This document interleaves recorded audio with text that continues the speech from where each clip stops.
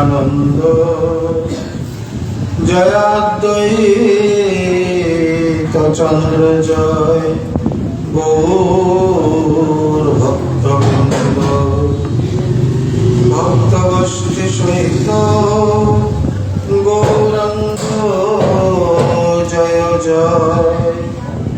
শুনিলে ভাগবত কথা ভক্তিলাভ।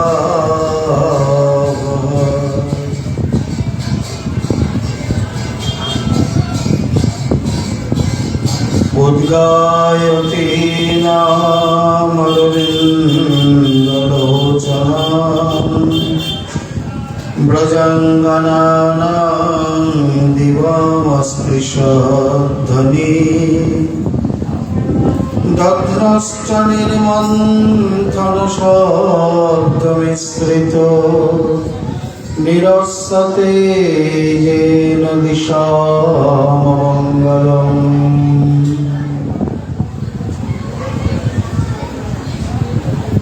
পরম কারুণিক শ্রী শ্রীল কৃষ্ণদ্বৈপায়ন বেদব্যাস তদীয় অমর মহাগ্রন্থ সর্ববেদান্ত সার শ্রী শ্রী পুরাণ চক্রবর্তী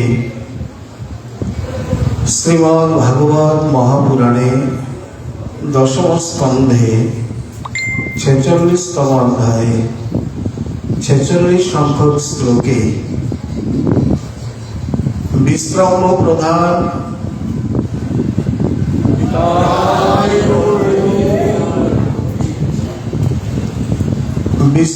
প্রধান ব্রজবালাগণের ভাব বর্ণন করতে গিয়ে বলছেন, উদ্গায়তি নাম অরবিন্দ লোচনাম ব্রজাঙ্গনানাং দিবমস্পৃশধ্বনি দধ্নশ্চ নির্মন্থন শব্দ মিশ্রিত নিরস্যতে येन দিশামঙ্গলম। যে কমললোচনা অরবিন্দ লোচনা ব্রজবধূগণের যে কণ্ঠের উদ্গীত উদ্গাথা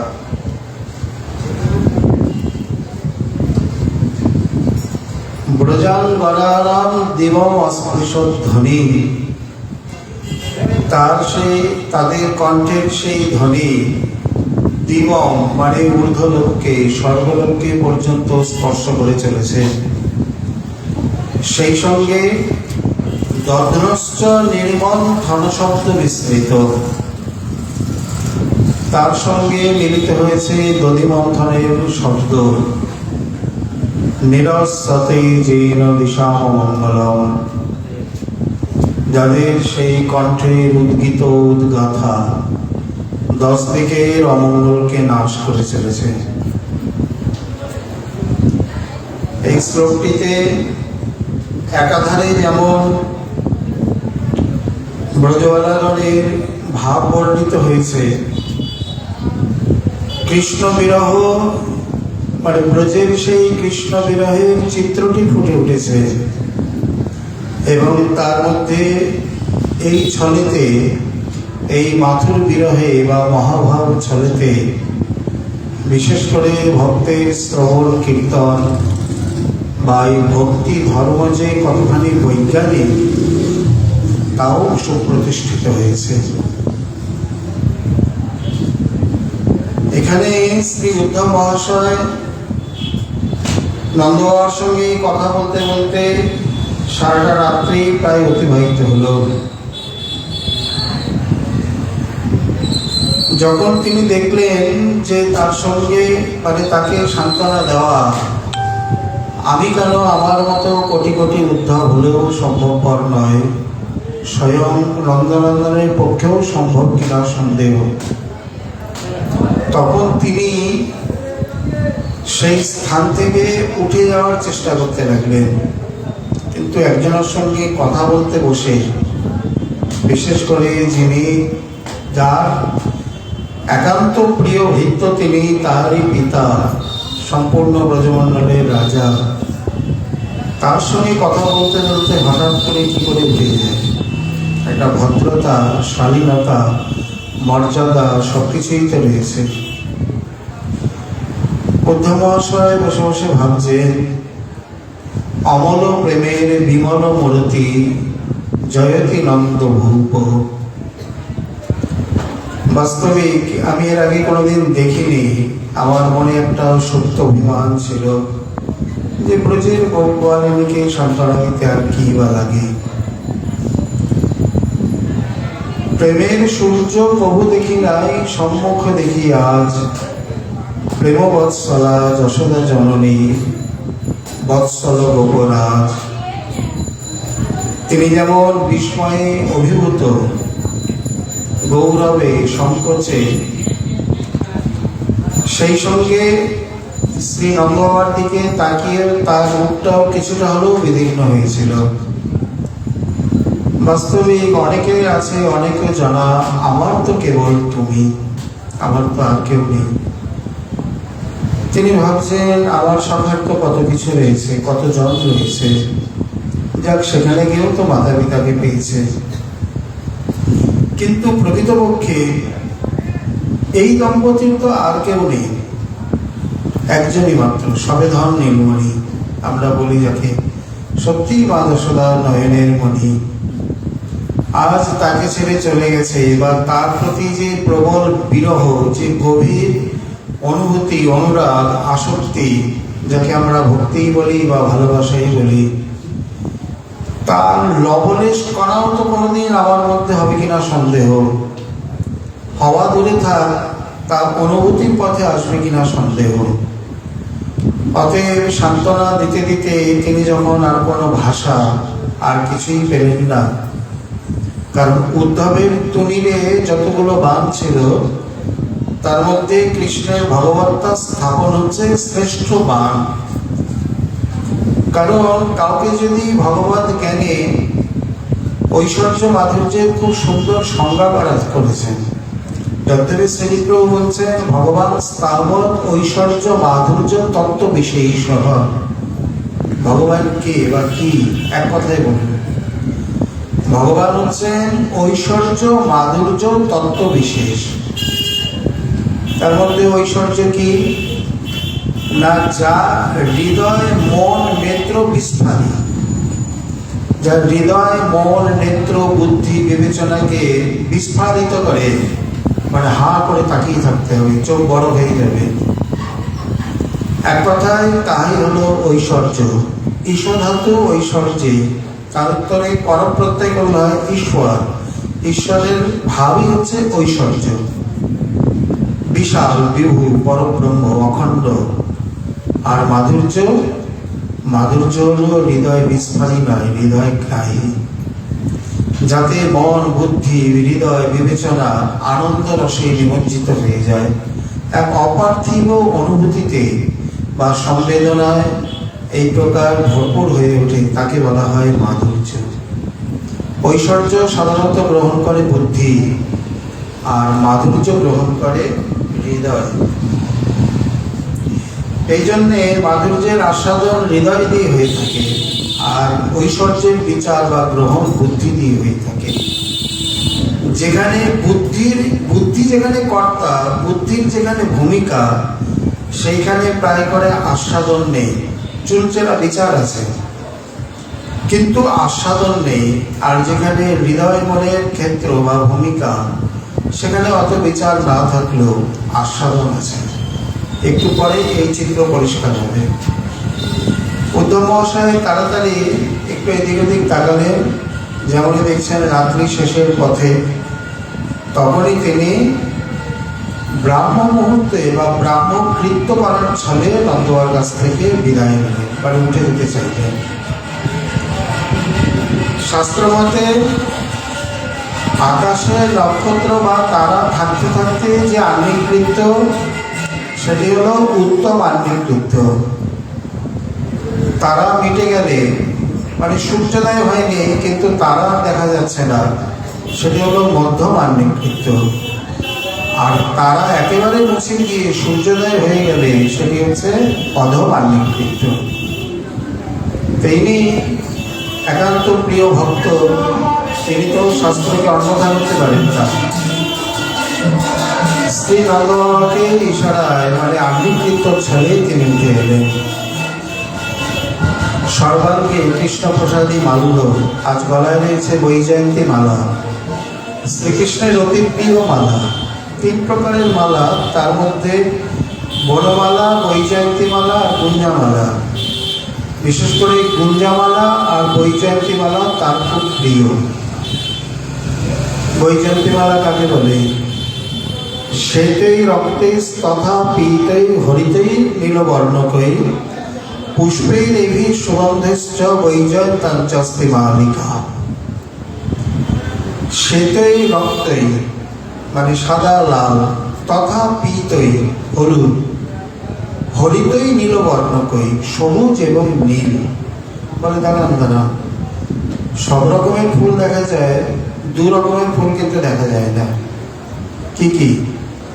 এক হচ্ছে কালো আর সবুজ। এই 2 রঙের ফুল সহসা চোখে পড়ে না। দেখেছেন কেউ? সচরাচর দেখা যায় না। কিন্তু অন্য দেশে যার খ্যাতি, বৃন্দাবনে সব প্রাপ্তি। বিশেষ করে সাদা, লাল, হলুদ, নীল, সবুজ এই 5 রঙের সুগন্ধি পুষ্পের দ্বারা যে মালা গ্রথিত এবং গলদেশ থেকে হাঁটু পর্যন্ত লম্বিত, তাকে বলা হবে বৈজয়ন্তী মালা। আর বনমালা হলো আপাদ লম্বিনী মালা, মধ্যে স্থূল কদম্বাঢ্যা। গলা থেকে একেবারে চরণ পর্যন্ত বনমালা পরে হাঁটা যায় না। সিংহাসনে বসলে তখন বনমালা আদি পরানো হয়, কারণ এত বড় লম্বা মালা পরে চলবে কিভাবে? সাধারণত বৈজয়ন্তী বা গুঞ্জামালা পরে চলাফেরা করে। আপাদ লম্বিনী আর মাঝে মধ্যে বড় বড় স্থূল কদম থাকবে। কদম 2 প্রকারের, এক স্থূল কদম আর এক কেলি কদম। বৃন্দাবনে প্রায়শ স্থূল কদম দেখা যায় না, যেটি বড় হলুদ রঙের, এর গন্ধ নেই, বর্ণ আছে। এটি বঙ্গদেশে বেশি দেখা যায়। আর বৃন্দাবনে কেলি কদমে ভরা, ছোট ছোট এই তুলসী পাতার রঙেই রং, কিন্তু গন্ধে ভরপুর। বর্ষার দিনে যখন কেলি কদম ফোটে, প্রায় আধা কিলোমিটার 1 কিলোমিটার বাতাসে তার গন্ধ বইতে থাকে, এত গন্ধ হয়। আর কেলি কদম খুবই শক্ত।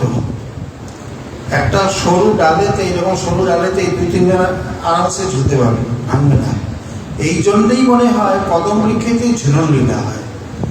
কদমের ডাল খুবই শক্ত। তো যাই হোক, এই প্রকার মধ্যে স্থূল কদম আর চরণ পর্যন্ত লম্বা, সেটি হলো বনমালা। আর গুঞ্জামালা 2 প্রকারের, একটি শ্বেত, একটি রঙিন। শ্বেত গুঞ্জামালা দিয়ে পঞ্চমালা ইত্যাদি তৈরি হয়। ঠাকুরকে যে দেয় না তা নয়, সাধারণত রঙিন গুঞ্জা দিয়ে ঠাকুর সেবা হয়। একটু কমলা, মানে অর্ধেকটা কমলা অর্ধেকটা নস্যি রঙের, এই দুটো মিলিয়ে ছোট ছোট গুঞ্জা হয়, খুব সুন্দর লাগে দেখতে। গুঞ্জামালা কাঁচা অবস্থাতেই মালা গেঁথে নিতে হয়, মানে শুকালে একেবারে শক্ত পাথরের মতো। ওই যে গুঞ্জা বিভূষিত ব্রহ্মা যখন স্তুতি করলেন গুঞ্জাবতংসম, এখানে গুঞ্জামালার দ্বারা কেবল মালা নয়, অবতংস মানে আভূষণও তৈরি হয়। চূড়ার, কানের, বাহু, গলা, কটি দেশে, বা গুঞ্জামালা দিয়ে চরণের উপরে বানিয়ে দিলেন। এইরূপে আজ উদ্ধবের গলায় রয়েছে কৃষ্ণের সেই প্রিয় প্রসাদী বৈজয়ন্তী মালা, তারই বস্ত্র আদি। তিনি তাকে সিদ্ধ করতে বা নষ্ট করতে ইচ্ছা করলেন না।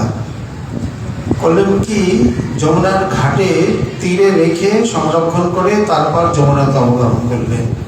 কিন্তু তার আগে যে দৃশ্য তার নয়ন গোচরভূত হলো, তাতে গিয়ে মানে উদ্ধবের এক এক ব্রজে প্রবেশের পর থেকে এক একটি আশ্চর্য ঘটনা। প্রথম আশ্চর্য ঘটনা হলো ওই 2টি জলধারা। যখন তিনি দেখলেন যে এতদিন পরেও এই বৃদ্ধ দম্পতির অশ্রু পৃথিবী সর্বংসা হয়েও তাকে শোষণ করতে পারেনি, এখন এতটাই টাটকা যে পৃথিবীর বুকের ওপর দিয়ে গঙ্গা যমুনার ধারার মতো বয়ে চলেছে। দ্বিতীয়ত তাদের প্রেম দেখলেন, অনুরাগ, আরতি দেখলেন স্বচক্ষে। তৃতীয় আশ্চর্য বলতে গেলে এই ব্রজদেবীগণ। এরা কারা? এখানে শ্রী আচার্যগণ বলছেন এই সকল ব্রজদেবীগণ হলেন বিশ্রম্ভ ভাব প্রধান। যদ্যপি বিশ্রম্ভ বলতে আত্মবৎ মনন, কিন্তু বিশ্রম্ভ শব্দের আরেকটি অর্থ আছে। তারা মনে করতেন যে কৃষ্ণ ব্রজ ছেড়ে যায়নি, সকাল হলেই মাখন খেতে আসবে। তখন আমি যদি সকালবেলা না উঠেই রাখি ভোরবেলায়, তো কৃষ্ণকে কি দেব?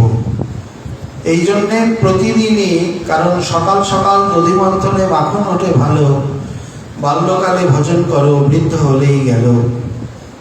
কি জানি সূর্যের সঙ্গে কি সম্পর্ক আছে? প্রায় করে ঘোষ পল্লীতে পল্লী বধূগণ সূর্যোদয়ের আগেই মাখন তুলে নেয়।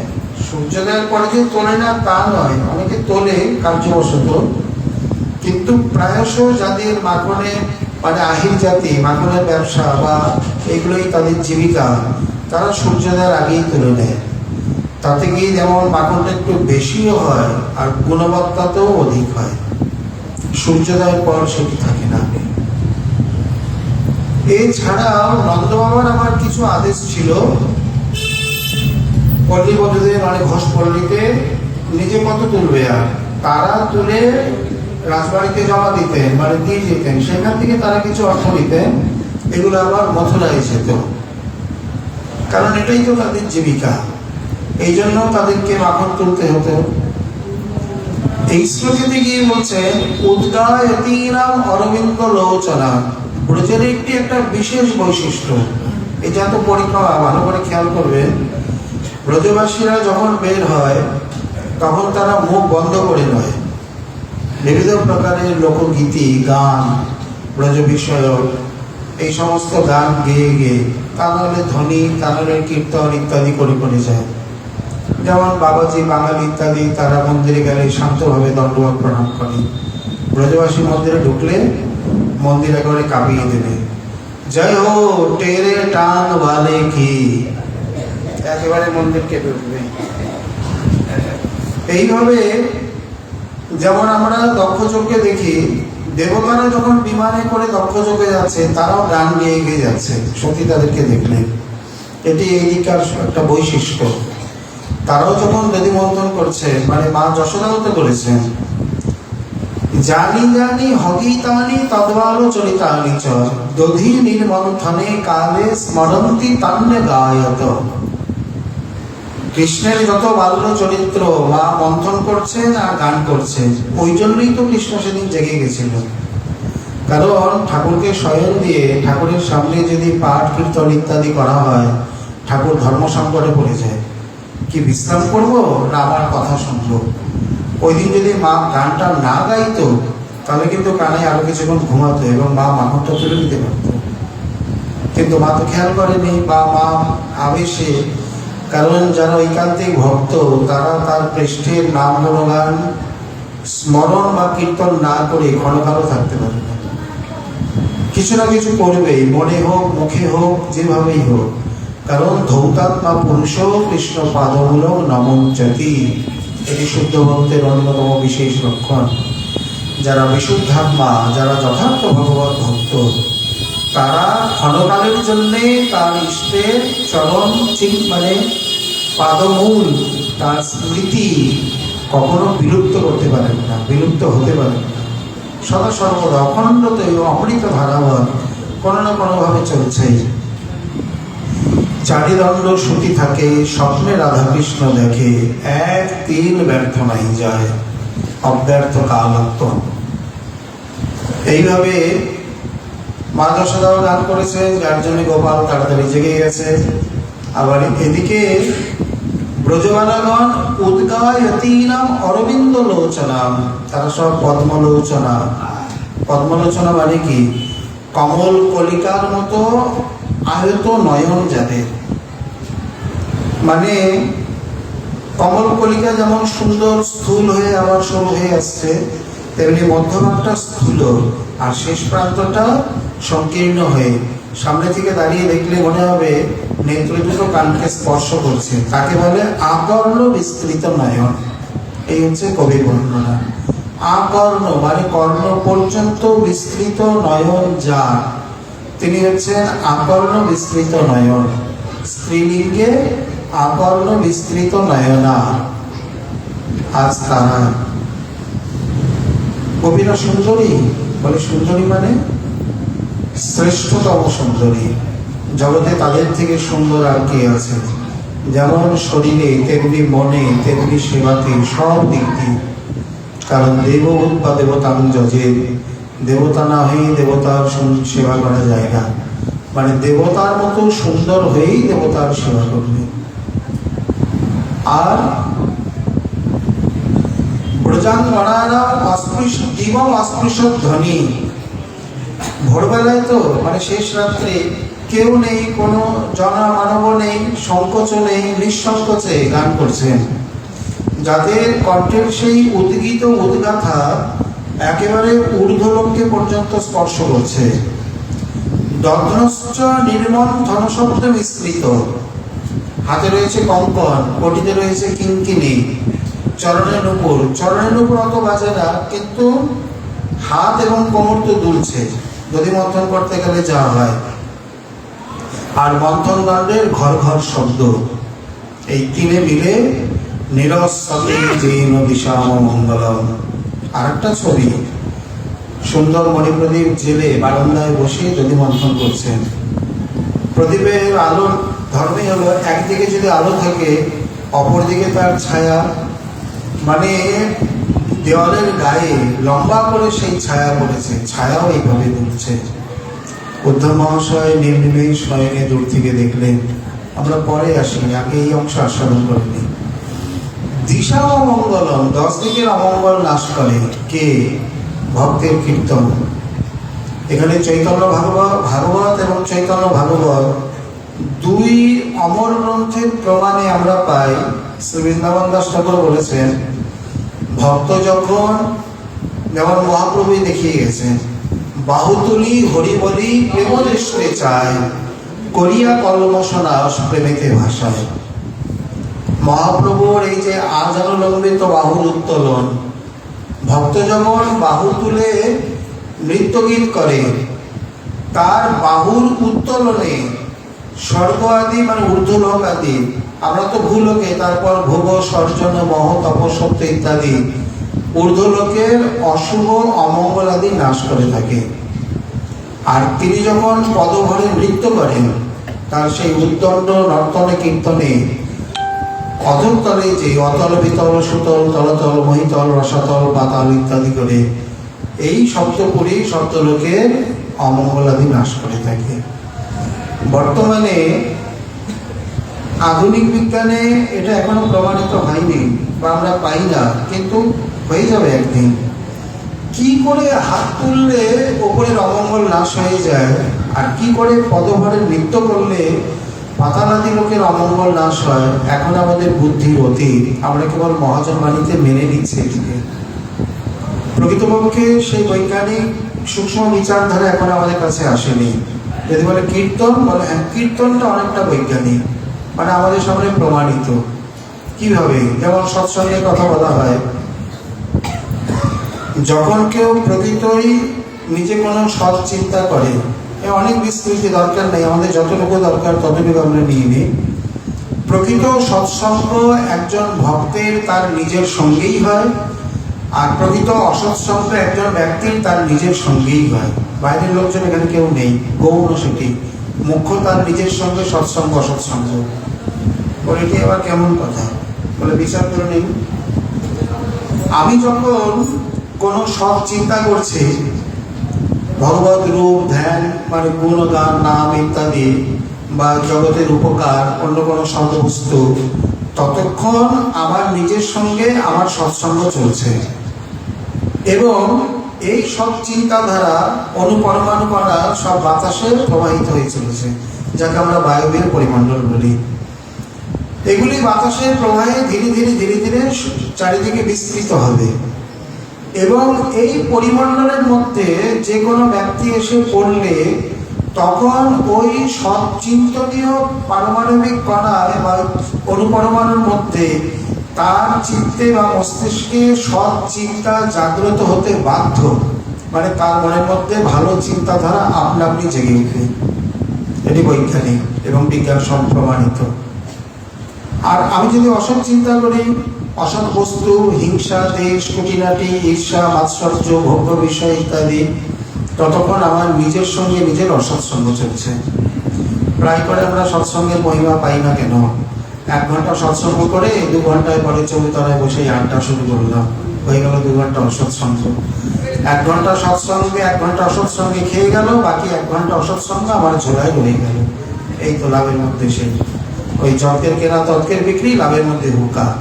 এই হচ্ছে সেই প্রভাব। কি রইল ঝোলায় শেষে? এই বিচার আমরা প্রায়শ করি না। এবার আমি যখন অসৎ চিন্তা করছি, আমার সেই অসৎ চিন্তাধারা বায়ুর পরিমণ্ডলেও বিস্তৃতি হচ্ছে। ওই পরিমণ্ডলের মধ্যে যে কেউ এসে পড়বে তার মনে অসৎ চিন্তা জাগতে বাধ্য। তার মানে আমি নিজে অসৎ, আরেকজনকে অসৎ চিন্তা ভাবনার মধ্যে ফেলে দিচ্ছি, অসৎ চিন্তা করতে বাধ্য করছি। এই জন্য ভগবান নাম প্রভৃতিতে বলছেন, যদি কোনো পরম ভাগবত তিনি কাউকে কোনো উপদেশ না করেন, শিষ্য মঠ মন্দির না করেন, কোনো গ্রন্থ না লেখেন, যদি একান্তে চুপচাপ বসে ভজন করে, তথাপি তার অবস্থানের দ্বারায় জগতের মঙ্গল সাধন হয়ে থাকে। যেহেতু তুমি সব চিন্তা করছেন, তো ওই বায়বীয় কণা আপনা আপনি পরিমণ্ডলে বিস্তৃত হবে। আর একজন অসৎ ব্যক্তি সে ইচ্ছা না করলেও জগতের অকল্যাণ করে চলেছে। তাহলে ভক্ত যখন উচ্চস্বরে কীর্তন করে, যেখানে কলিযুগের ধর্ম হয় নাম সংকীর্তন, এতদ অর্থে অবতীর্ণ শ্রী সচিনন্দন। কারণ শ্রীপ্রভু লিখছেন ভক্তি সন্দর্ভে, কলো যত্ত অন্যা ভক্তি কর্তব্যা তত্ত্ব নাম সংকীর্তনের যোগে নইব। কলিতে যেহেতু নাম সংকীর্তন সাধন সম্রাট, বৃহৎ ভাগবতামৃতের মতে সর্বমহা পরম অসাধারণ সাধন সম্রাট শ্রী নাম প্রভু, আর সর্বমহা পরম অসাধারণ সাধ্য শিরোমণি গোপী প্রেম। এই সাধ্য সাধন তত্ত্ব নির্মিত। তাহলে যেহেতু তার মধ্যে সর্বশ্রেষ্ঠ নাম সংকীর্তন, নিরপরাধে রইলে নাম পায় প্রেমধন, এই জন্যে কলিতে বা এই যুগে অন্য যে কোনো ভক্তি অঙ্গ যাজন করবে তার সঙ্গে অবশ্যই শ্রী নাম থাকবে। কখনো সংকীর্তন উচ্চ রবে ইত্যাদিতে, কখনো গুনগুন করে, কখনো বা মনে বাচিকে হোক, উপাংশতে হোক, মানসে হোক, যে কোনোভাবে হোক।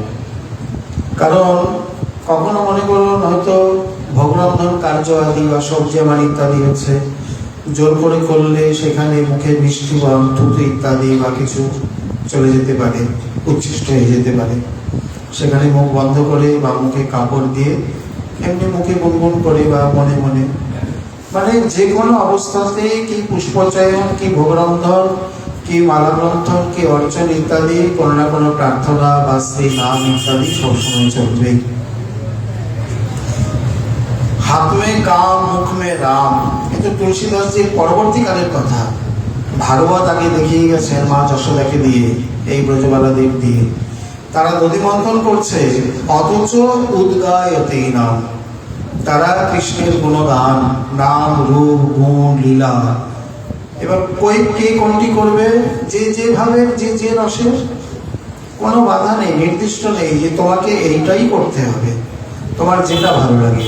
কিন্তু যেটা ভালো লাগে মানে আবার যা খুশি তাই করলাম তা নয়। আগে শ্রী গুরু বৈষ্ণবের আনুগত্যে নিজের ভজন ধারা নিরূপণ করে তারপর সেইভাবে চললেই ভালো হয়। এখন মধুর রসের সাধক যদি বাল্যরসের কীর্তন ইত্যাদি করতে চায় বা বাল্যরসের সাধক মধুর রসই করতে যায়, তাহলে একটু গোলযোগ দেখা দিতে পারে। অতএব আগে নিজের পন্থাটা ঠিক করে নিয়ে তারপর সেইভাবে স্তবস্তুতি, সেইভাবে অষ্টক, রূপ, ধ্যান, গান, প্রার্থনা এগুলোকে নির্বাচন করে নিতে হয়। এইগুলি তো ভজন শিক্ষা। গোবর্ধনের পণ্ডিত অদ্বৈতদাস বাবা মহারাজ শান্ত রসের কোন এক সিদ্ধ ভক্তের সঙ্গে পড়ে গিয়েছিলেন। উনি শান্ত রসের ওই সঙ্গগুণের অঙ্গ, ধীরে ধীরে ধীরে ধীরে তার মনে অন্য সমস্ত ভাব বিদরিত হয়ে যায় এবং শান্ত রসে তিনি প্রতিষ্ঠিত হতে লাগেন। শান্তির কি? শান্তির দুই গুণ, এক কৃষ্ণনিষ্ঠা আর এক বিষয় তৃষ্ণা ত্যাগ। তার মানে সেবা তো নেই, পণ্ডিত বাবার মধ্যেও এই প্রকার কোনো সেবা ইত্যাদি এই মনোভাব ধীরে ধীরে বিদূরিত হতে লাগলো। যখন শ্রী গুরুদেব বিষ্ণুদাস বাবা ইত্যাদি জানতে পারলেন, ডেকে একটু প্রথমে ভর্ৎসনা করলেন, বলে তোমাকে যে মন্ত্র দিয়েছি তুমি মন্ত্রের বাইরে চলে যাচ্ছ। আবার দীর্ঘ 1 বৎসর এক বৎসর যাবৎ মধুর রসের ভক্তের সঙ্গে সঙ্গ করে রাধারস সুধানিধি বিলাপ কুসুমাঞ্জলি উৎকলিকা বল্লরী স্তবাবলী ইত্যাদি মধুর রসের গ্রন্থ পাঠ করতে করতে অনুসরণ করতে করতে তার মধ্যে ওই শান্ত ভাব বিদরিত হয় এবং সেই মধুর ভাবের উপাসনার আগ্রহ জেগে ওঠে। বড় কঠিন, যে কোনো জায়গায় গেলেই হবে না। স্বজাতীয় সয়ের সঙ্গে স্নেহে সাধু সঙ্গে সর্বপরি, এই স্বজাতীয় সয় না হলে বড় গোলমাল হয়ে যাবে। কারণ সাধু সঙ্গ ঠিক, সিদ্ধ পুরুষ ঠিক, কিন্তু বিজাতীয় সয়। এইভাবে ভক্ত যখন নির্জনে যদি বলে আমার যে সুর তাল নেই, বলে না থাকুক। অন্তরের কথা অন্তরকে স্পর্শ করে।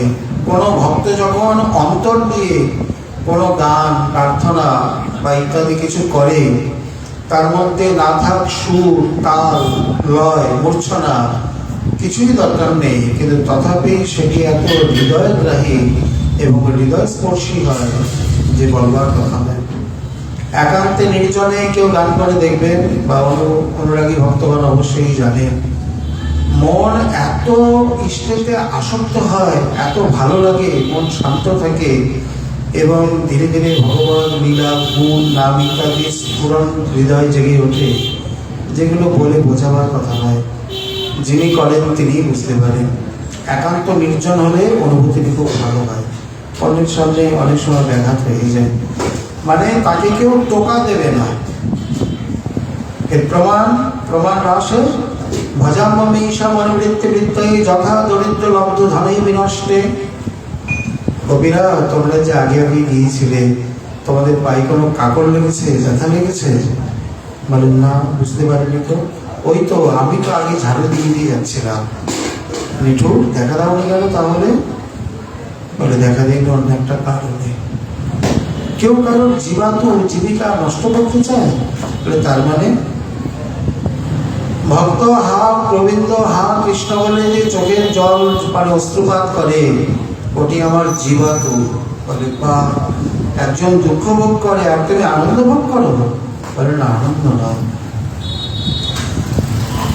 আমি কখনো কখনো ভক্তের চোখের জল মুছিয়ে দিই, একেবারে যে দিই না তা নয়, কিন্তু কখনো চোখের জল ঘুচিয়ে দিই না। ভক্তের চোখের জল যদি একেবারে ঘুচে মানে নাশ হয়ে যায়, শুকিয়ে যায়, সেদিন তো ভক্তি নিষ্প্রাণ হয়ে পড়বে। অতএব কখনো কখনো প্রেমিকের অশ্রু প্রঞ্ছন মঞ্চন আমি করে দিই, কিন্তু একেবারে ঘুচিয়ে দিই না, ওটা আমার জীবাত্ম। তাই যে দেখা দিলাম, একেবারে নিঠুর হলে তো দেখা দিতাম না। বলে এত যে কষ্ট পেলাম, বলে তোমাদের কষ্ট মনে হলো, কিন্তু ওটা কষ্ট নয়। আসলে তোমাদের এতে হবে ভাব সিদ্ধি, আর আমার হবে জীবন ধারণ।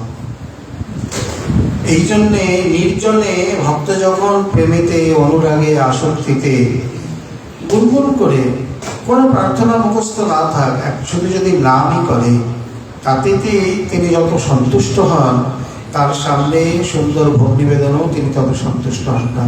এবং ভক্তমালে পরিষ্কার প্রমাণ রয়েছে, যতই সুন্দর অর্চনা ভোগ নিবেদন আদি হোক, প্রতিদিন ইষ্টদেবের সামনে কর্তার সহযোগে অন্তত কিছুক্ষণ একটু উচ্চস্বরে কীর্তন এবং কিছুক্ষণ তার কোনো ভক্তি গ্রন্থ আদি পাঠ। বলে আমি যে সুরতাল জানি না, বলে দরকার নেই, বেসুরেই গাও, বেতালেই গাও, কিন্তু গাও। তিনি সুরতাল গ্রহণ করে নেবেন, সংযোজন করে নেবেন। তিনি সুরতাল দেখেন না, তিনি শুধু দেখেন তার অন্তরের আকুতি অনুরাগ। অতএব এটি ভক্তের অবশ্য কৃত্য। কি সাধকদের, কি সিদ্ধদের। সিদ্ধদের তো আরো বেশি, এখানে তো জোর করে করতে হয়। এত গরম, আয় সন্ধ্যা কীর্তনটা করে নি, তাড়াতাড়ি বোঝা মনে হয়, নিত্য নিয়ম বলে মনে হয়। আর সিদ্ধদেব সিদ্ধ অবস্থায় সেখানে তো অনুরাগে কি গরম কি ঠান্ডা কি বর্ষা সে তো তখন না করে থাকতেই পারে না। যে জন্য রূপসিংহবাদ বলেছে, সিদ্ধের যাহা স্বাভাবিক আচরণ, সাধকের তা সাধন, রীতিমতো সাধন। এই জন্যে ভক্তের যে গুণগাথা, সেই গুণগাথা তিনি যদি কোথাও নাও যান তথাপি 10 দিকের অমঙ্গলকে নাশ করে চলেছে। কারণ শ্রবণ মঙ্গলম, যার নাম শ্রবণে ভববন্ধ ঘুচে, সর্বমহা প্রায়শ্চিত্ত যে প্রভুর নাম, শতমুখে বললতে নামের মহিমা কোনোদিন বিরাম হবে না। অতএব তার শ্রীমুখে এবারে বিশেষ করে এই অনুরাগিনী ব্রজবালাগণের কণ্ঠের উদ্গীত উদ্গাথা দুদিকেই বললেন। প্রথমে বললেন দিবমস্পৃশদ ধ্বনি, এই ধ্বনি, কারণ গঙ্গা তো একদিকে প্রবাহিত হয়, কথারূপী গঙ্গা 10 দিকে প্রবাহিত হচ্ছে, যে যেখানে আছে সেখানেই গ্রহণ করছে।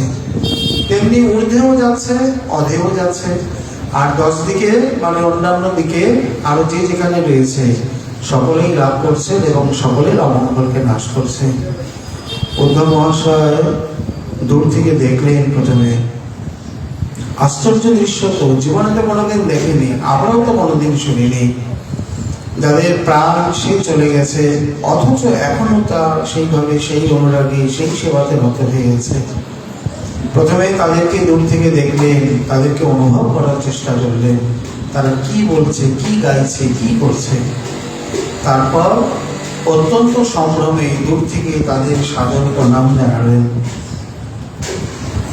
শ্রদ্ধা কি একদিনে হয়? এই তো ধীরে ধীরে যাচ্ছে তার মনে, এবং সঙ্গে সঙ্গে আরেকটা বিচারধারা তার মনে চলে এলো।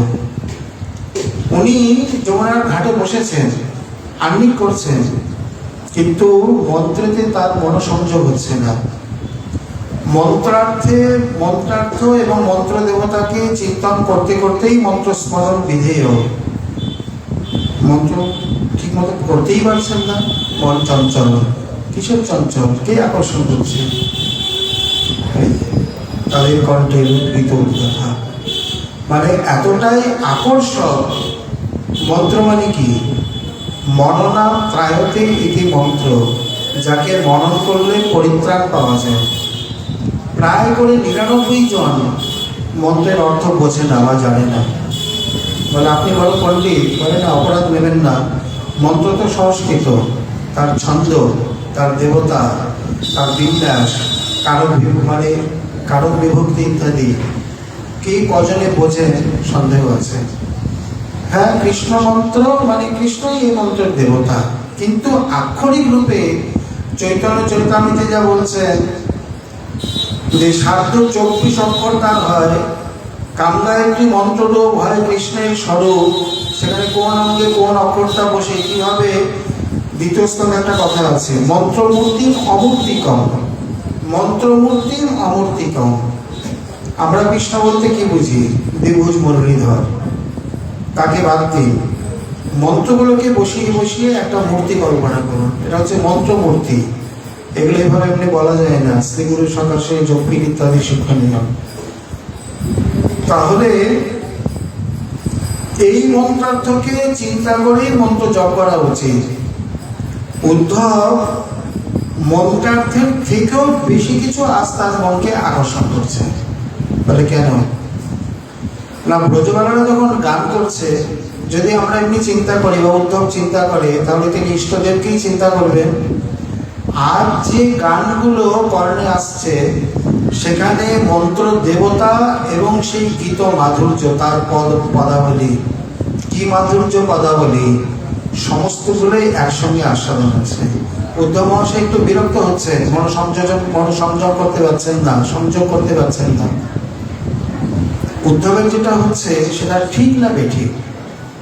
বলে একদিকে ঠিক, কারণ এই জাতীয় গীত তিনি কোনোদিন শোনেননি, না ভূত না ভবিষ্যতে, না কোনোদিন পরে গিয়ে শুনতে পারবেন। এইরকম সৌভাগ্য আর কদিন হবে কে জানে। আজ নয়, প্রতিদিনই তো মন্ত্রার্থের সঙ্গে মন্ত্রের স্মরণ হয়। আজ নয়, মন্ত্র দেবতা মন্ত্রার্থ মানে অর্থ তো দেবতার মধ্যেই রয়েছে, এবং তার সাক্ষাৎ মূর্তি চিন্তা করতে করতে না মন্ত্র স্মরণ হোক। কৃষ্ণ কোথায়, কৃষ্ণ কোথায়, এমন ভাবে গীত মাধুর্য, তার পদাবলী ইত্যাদি কর্ণে মানে সিঞ্চিত হচ্ছে। ওই যে ধ্রুব বলেছিলেন আমাদের সাধু সম্প্রদায়, তারা তোমার মাধুর্যকে মানে উত্থাপন করবে, আমি কর্ণরূপী চষকে তাকে ঝলকে ঝলকে পান করব।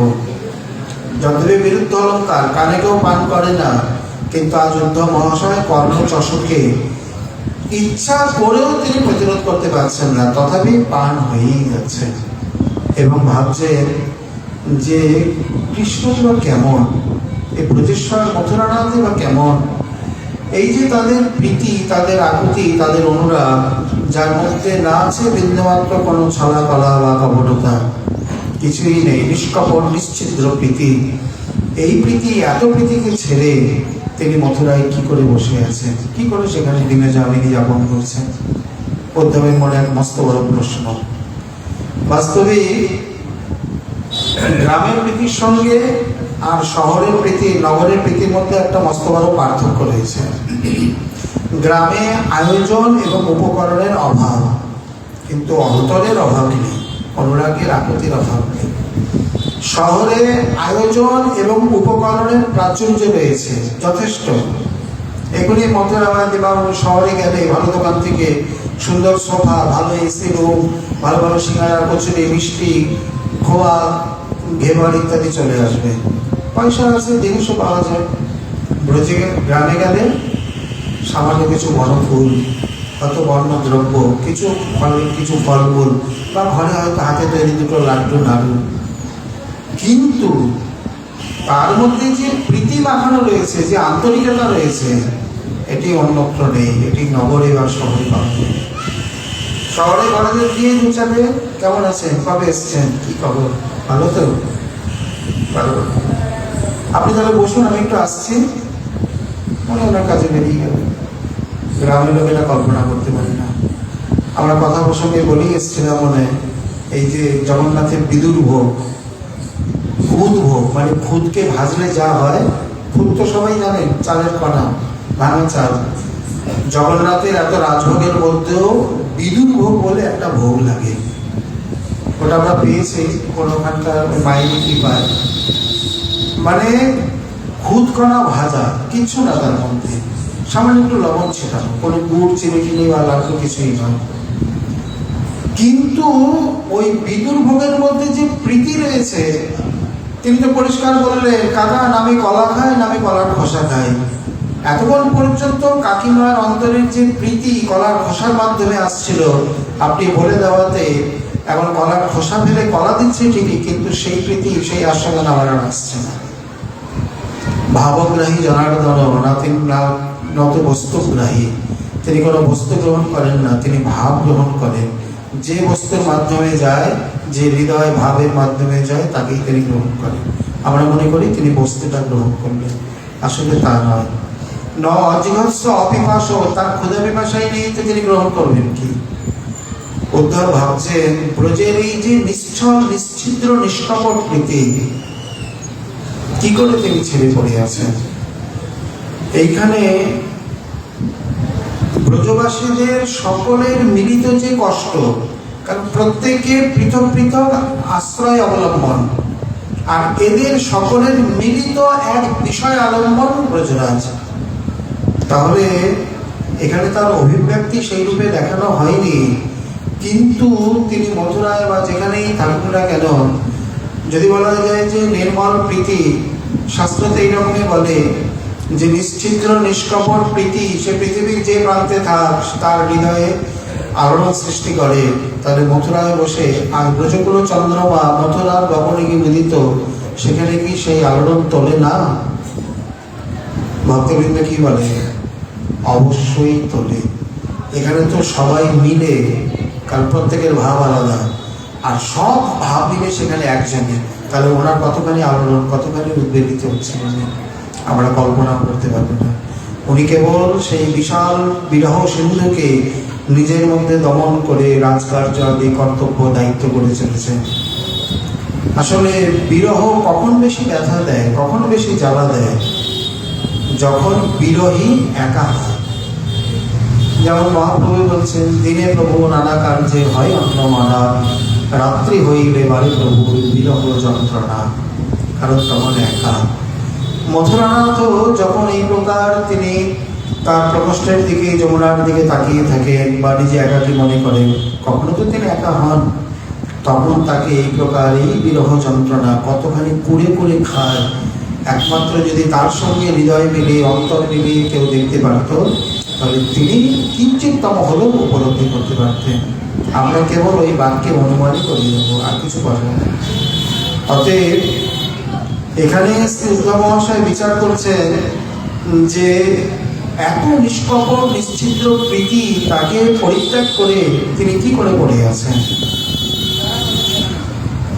যোগমায়া কৃপা করে যে রক্ষা করেছেন বিশ্রাম্য ভাব দিয়ে। তা না হলে যাদের এই বিশ্রাম্য ভাব নেই, যাদের মধ্যে উৎকণ্ঠা অত্যন্ত প্রবল, তাদের দশা কি তাহলে? বলেই তো পরে বর্ণনার্থী করবেন। এইভাবেই উদ্ধব মহাশয় এক প্রকার চঞ্চল মন নিয়ে, চঞ্চল মানে তিনি চাইছেন মন্ত্রেতে মনোসংযোগ করতে, আর ওদিকে কৃষ্ণ গুণগান তাকে বারবার আকর্ষণ করছে। বিশেষ করে ব্রজবালা গানের এই মধুর গীত। ব্রাহ্মমূর্তির পরিবেশ কীরকম? শান্ত, স্নিগ্ধ, নির্মল, অত্যন্ত সুখদ। যে কোনো কার্যই ব্রাহ্মমূর্তে বারবার করতে বলা হয়, কারণ এই সময় মতো সময় আর আসে না।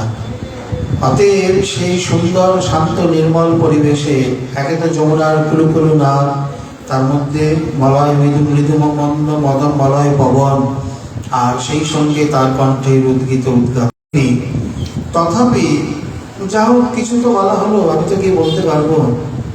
এইভাবে ধীরে ধীরে যখন অতক্ষণ বসেছিলেন যতক্ষণ তারা মাখন তুলছিলেন, মাখন তোলা যখন হয়ে গেল, তখন তারা আবার নিজ নিজ গৃহকার্যে গেলে।